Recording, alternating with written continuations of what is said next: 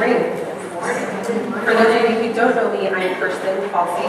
I've been part of MOPS for 3 years now.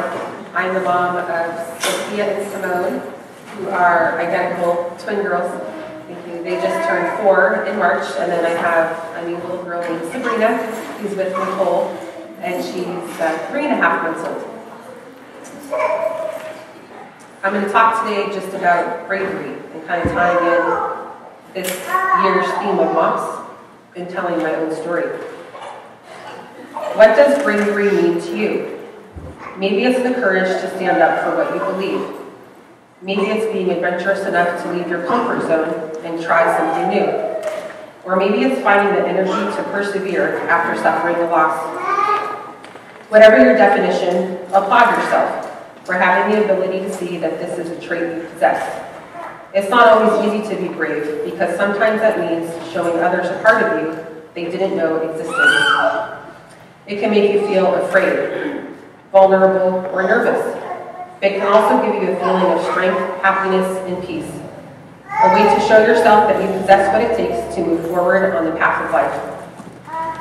When I was pregnant with my twin girls 5 years ago, my mom, at the age of 62, was fighting for her life battling stage 4 cervical cancer. A diagnosis that came without warning and threw me off my emotional track.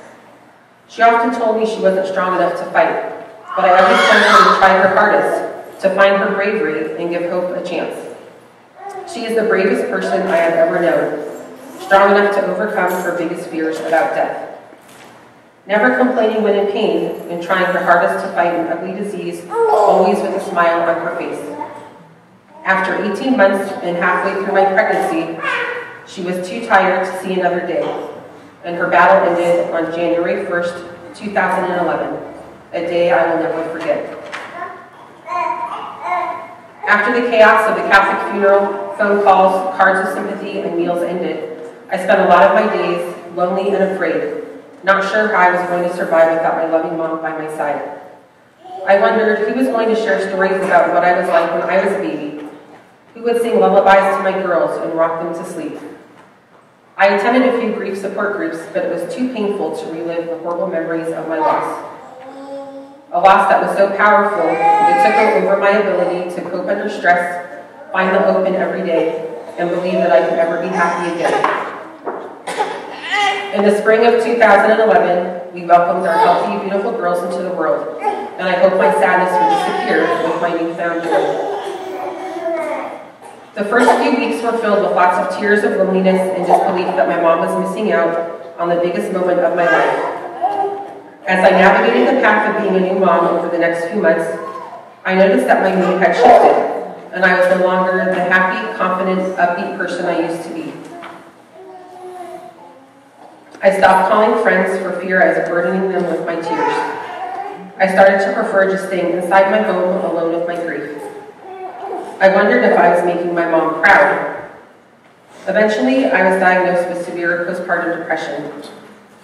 I didn't have a history of depression, and being a nurse who had always helped others, I had a hard time reaching out for the help I needed.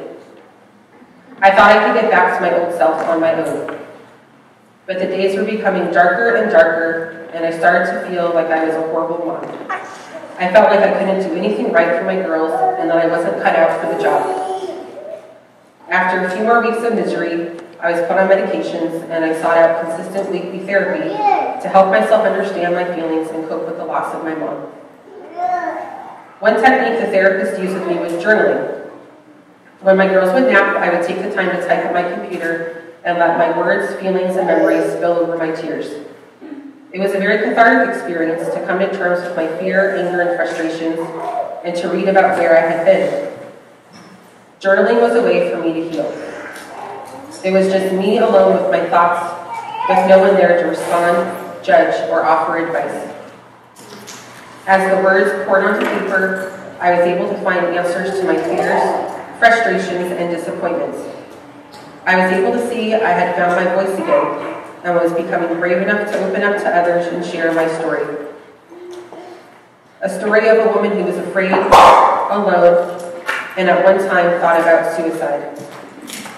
A story of a new mom that on the outside always looks so happy, in control, and peaceful. but my inner turmoil was too much to keep secret anymore. With encouragement and support, my story has developed into my first book, Hope and Emergence, a journey through grief and postpartum depression. By sharing, I hope to empower others traveling a similar path to find their brave moment and seek out the strength, courage, and hope, getting the help they need to be whole again. Brave enough to find peace, joy, and happiness after the storm. Brave enough to share their story and know they are not alone. Thank you.